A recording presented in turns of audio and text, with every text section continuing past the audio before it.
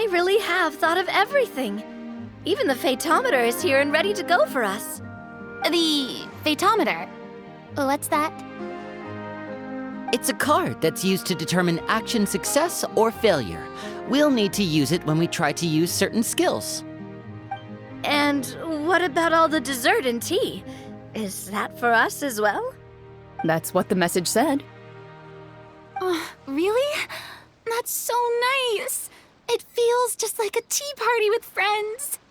Those snacks have Paimon's name written all over them. I think you might be more of a snack hunter than a Marachose hunter, Paimon. Snack Hunter Paimon reported for duty. If there are delicious snacks to be found, Paimon will track down every last one.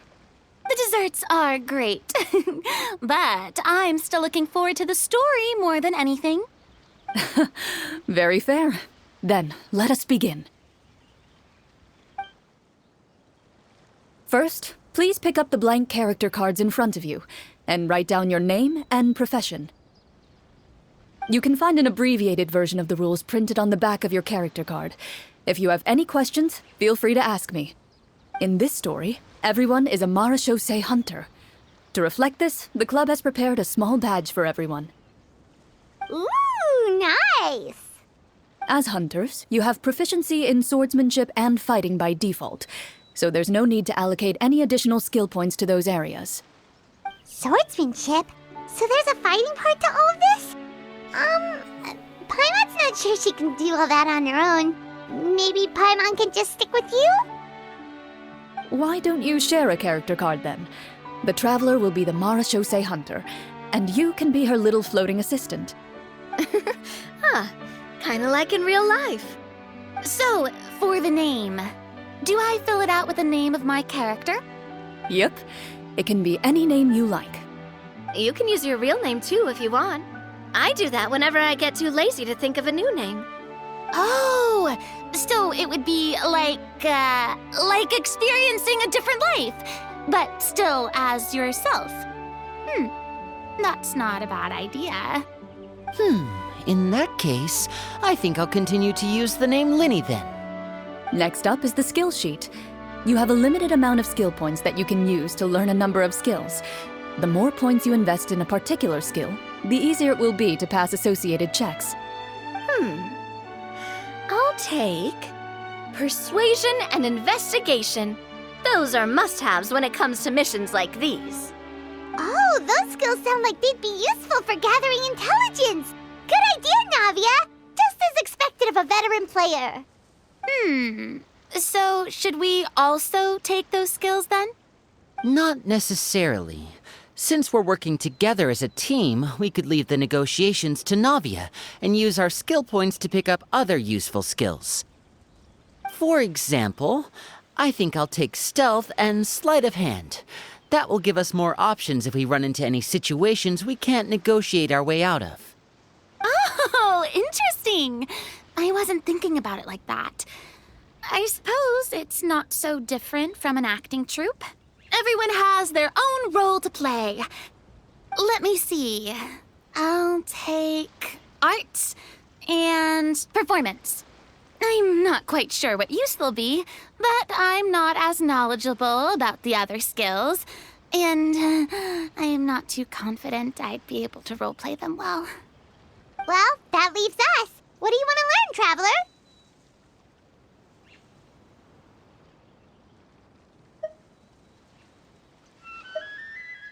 Oh, something that'll help you get a read on other people's thoughts. Sounds useful. Ooh, so you want to help people when they're injured. That's nice of you. So what do you think? Are you sure you want to learn these two skills? Let's see. Oh, looks like you each have enough points to choose one final skill. You've all picked such classic skills. It's fine to go a little bit out of the box, you know. Why do I get the feeling she's getting ready to cause trouble? For example, this one here. Summon. Doesn't it sound super mysterious and cool? Oh, I saw that one just now as well. The description says, This skill can be used under certain circumstances to summon characters or creatures that fit the script's world-building rules. The script's world-building rules, huh? But how are we supposed to know what a Marachose hunter can summon? Oh, that's not for us to worry about, my friend. Just learn the skills that interest you, and the GM will take care of the rest. All right, you've convinced Paimon. Let's learn summon then. Paimon can't wait to see what kind of thing shows up. Well, now that everyone's more or less finished creating their characters, we can begin. Since 2 of our players are doing this for the first time, though, let me ask. Would you like to play on easy mode or authentic mode? What's the difference between the two? Well, in role-playing games, the story sometimes changes based on the decisions of the players and the results of the Fatometer. For example, if you fail a check, that means you cannot use the target skill in that scenario. A critical failure may even result in further negative consequences. If you choose to play in authentic mode, every time you elect to use a skill, you'll need to use the Fatometer to see whether you succeed or fail, and face any consequences that may follow. If you choose easy mode instead, every check will be successful by default, and you won't have to worry about luck playing a factor.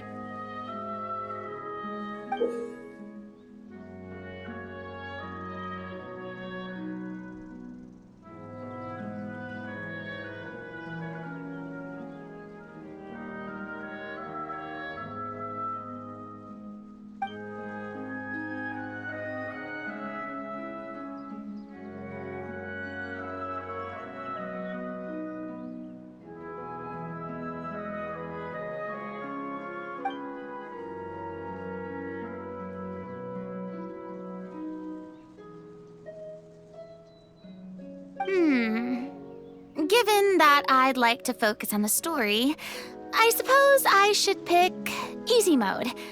I'd feel bad if I brought the team down by failing my checks. Huh? Oh, come on.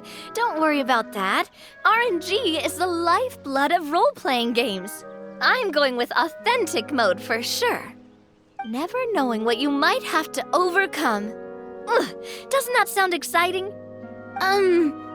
I'd rather be mentally prepared for what might happen. All right, then I'll mark down Farina for easy mode. All her checks will be successful by default. As usual, Navia and Linny will play on authentic mode. What about you, dear partner? How would you like to play? Are you sure? Trust me, you'll see the beauty of RNG. Honestly, I don't think Clorinde would make things too difficult for us no matter what the Fatometer says. Isn't that right, Clorinde? No promises. That wasn't super reassuring. Well, anyway, enough talk. Let's get started. I want to experience at least a good chunk of the story today. Speaking of the story, why is the beginning scene on a beach? Well, that's because... A long time ago, back when human civilization was still in its infancy, powerful demons and evil sorcerers ruled over the land. They created a host of monsters and sent them to slaughter all humans in existence. Soon, a group of human rebels banded together. With their swords raised, they swore to brave the darkness, and in doing so, subdue each and every monster that sought their destruction. They became known as the Marachose Hunters.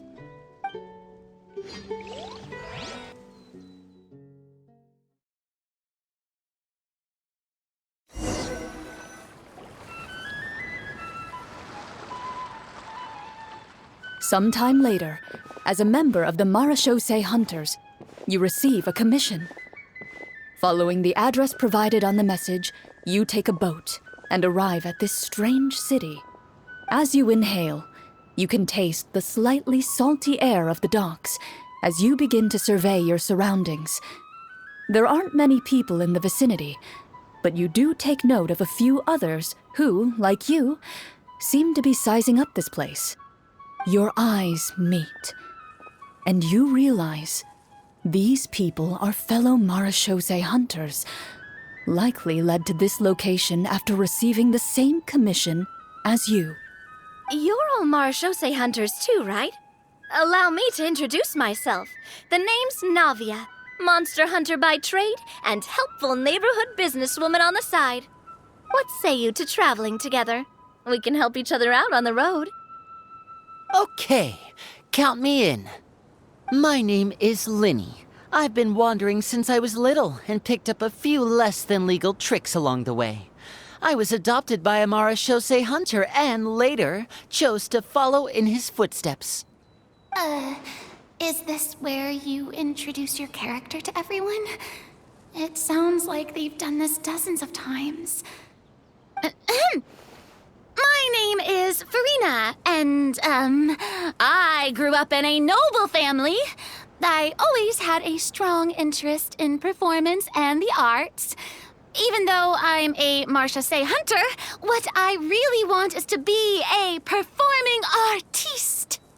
Hey, that's really cool. You can do it, Farina. That's exactly how it's done. Paimon is Paimon, a good friend and companion to this marechaussee hunter right here. I've been studying medicine ever since I was a child. I want to do my part to eradicate these monsters and use what I've learned to heal others. Oh, welcome, welcome. When we face the monsters, I'll make sure to charge in front to give everyone some cover. You can take care of the healing at the back. You open your envelopes at the same time. The message reads, "To the honorable and trustworthy marechaussee hunters, our kingdom is currently facing a grave crisis. The lands outside the capital have been overtaken by monsters, and our people are being led astray by forces of wickedness. We beseech you, please help us resolve this crisis and return peace and stability to our home." Huh. The layout of this city looks super familiar. It kind of reminds Paimon of Mondstadt. The scriptwriter must have used a real-world city as a reference when coming up with the map. As experienced hunters, the layout of the city reminds you of places once traveled. You recall the sight of tree-lined streets and the gentle tranquility of days gone by. Yet, as you regard the city in front of you, it appears to be little more than an empty shell. Its hollow gates are open to you, beckoning you to come forth and bring salvation back to the town. I carefully read every line of the letter and turn my attention to the signatures at the bottom. Who issued this commission to us? You see a long string of unfamiliar names. It would seem that many of the residents of the city issued this commission together. They sensed that things were not right within the kingdom and sent a distress signal to the outside world. In that case, why don't we take a walk around the city and see if we can learn anything from the local residents? Oh, good idea. We might be able to get some leads on the monsters and bad guys we're after. You look up and see a tavern nearby. It appears to be open for the day. Why don't we go check out that tavern? If the novels I've read are anything to go by, taverns are usually full of information.